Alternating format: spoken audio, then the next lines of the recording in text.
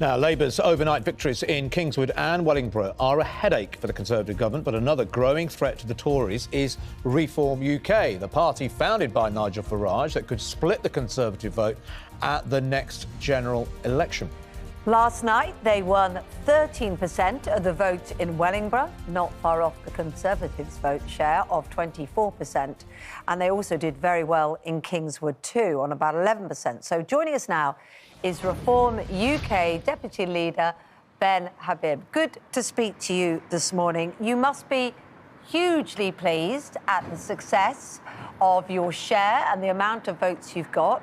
But is the unfortunate message, possibly from your perspective, that if Conservative voters vote for you, they get Labour because you split the right-wing vote, didn't you? Well, the presumption in your question is that we're some kind of parallel party to the Conservative Party, and Reform UK isn't that. You know, the Conservative Party actually is no longer Conservative. They don't stand for lower taxation, less regulation, less state intervention. They are all of that. You look at their 14 years in record, national debt at a record high, taxation at a record high, GDP now shrinking, GDP per capita shrinking even faster because of the rampant migration that we've had into the United Kingdom over the last few years. These are all the symptoms of a protracted Labour government. The Tory party is no longer Conservative. The only small c Conservative party that there is Reform UK. So I don't accept the suggestion that we're splitting the Tory vote. We are the only Conservative vote. Yeah. OK, but you weren't, though, because you didn't win. You came third. And because the vote was split, Labour got in. So what if you're not a parallel party to the Conservatives, what are you? Are you a party that's trying to pressure Rishi Sunak to go more right-wing in line with what you've just described? No. We are not a weather vane for the Conservative Party. We are not its centre-right conscience. We are an independent party with our own policies, wishing to do a 180-degree turn on the policies that the country is now being governed by. We see the country facing an existential threat economically, politically, socially, and indeed constitutionally, with a border down the Irish Sea separating Great Britain from Northern Ireland. We want to reverse all of that. Rishi Sunak and the Conservative Parliamentary Party does not stand for any of that which we stand for. We are an entirely different electoral proposition, and we will be standing in every seat in Great Britain to give the people a genuine alternative. To the two questions I've put, though, has led to you criticising the Conservative Party. It's Labour that won this seat. And doesn't that just bring us back to the same argument, that in attacking the Conservative Party, Labour have more chance of winning? Or are you not bothered about that?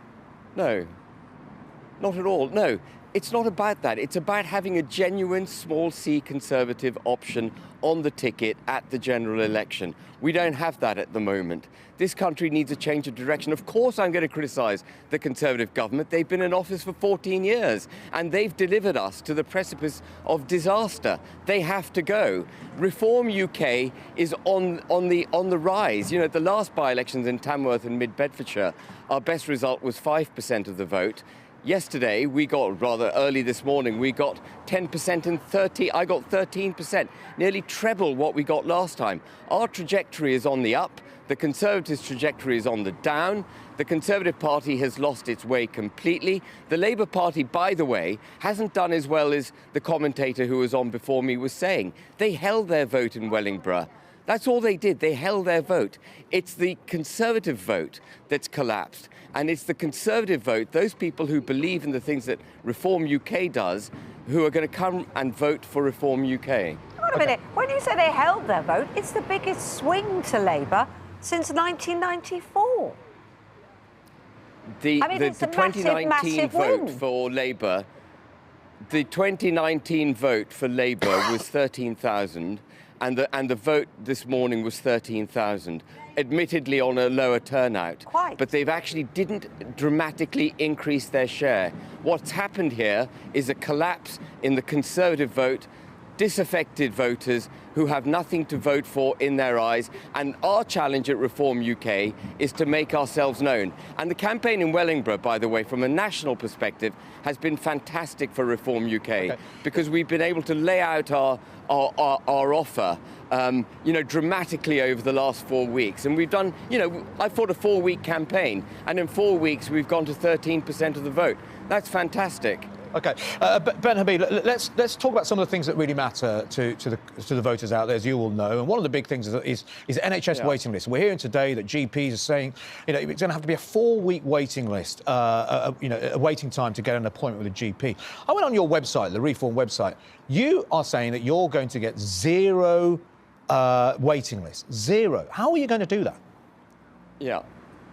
Well, we have policies. I don't want to steal our thunder. We're going to announce our policy on the NHS on the 24th of February in Doncaster. We've got some radical ideas which have completely escaped the 2 legacy parties, and we will reform the way the NHS operates, and we'll do it without praying. But you've just told us how great the Reform Party, how much change you're going to be, how different you are to the Conservatives, how this is time for reform. I ask you one simple question: what is your policy on waiting lists? And you can't give it to. You've got millions watching at home. I mean, you could tell them now.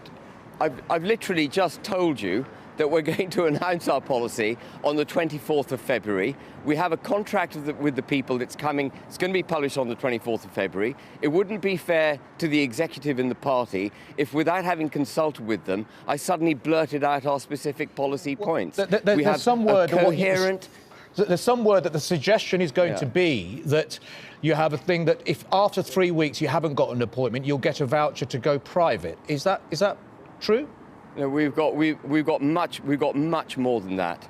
Much more than that. The concern would be if you're relying on the private sector as a sort of buffer, as a sort of, well, if you can't get an NHS appointment, go private. Isn't that just promoting the private sector? We're not relying on the private sector. You just have to wait till the 24th of February. But the fact is, one of the reasons the NHS is broken. Because I guess what people need is some meat on the bone, isn't it? You haven't got any MPs. Yeah, well, I can give you a lot of vote. I can give you a lot of meat. So you can promise anything at this point. So we'll have to wait to see, I guess, what the meat on the bone is.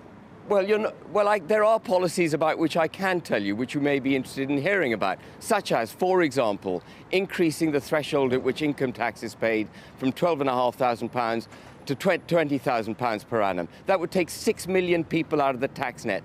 The reason we've got 6 million people, coincidentally the same figure, surviving to a greater or less extent on benefits is because it doesn't pay to work in the UK. The Conservative government has taxed the population so highly that actually it's more economical for them to stay at home and not come out to work. We've got to get people back into work. If people go back into work, the economy will grow. If the economy grows, the Exchequer will collect more money. If the Exchequer collects more money, lo and behold, they can actually spend more money on the NHS. Another policy that Reform UK has is to lower taxation on small businesses and businesses generally. Why did Rishi Sunak increase the corporation tax rate from 19 to 25%, making the United Kingdom uncompetitive on a global basis? It's absolutely daft economics. The man casts himself as a bureaucratic technocrat. He hasn't got a clue.